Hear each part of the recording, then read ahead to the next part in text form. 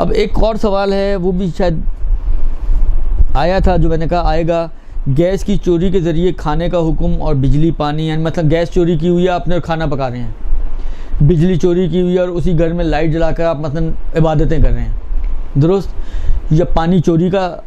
بل نہیں پے کر رہے ہیں آپ، چوری پانی ہے، یا مثلا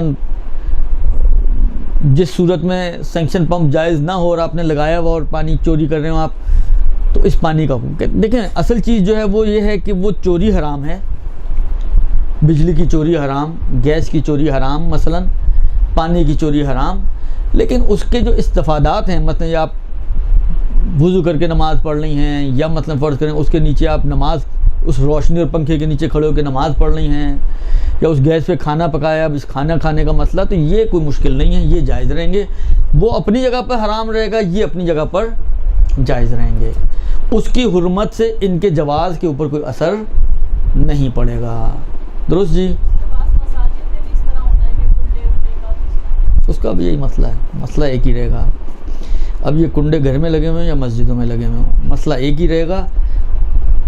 کہ نماز وغیرہ کے اوپر کوئی اثر نہیں پڑے گا۔ صلی اللہ علیہ وسلم۔ برحمتک یا ارحم الراحمین،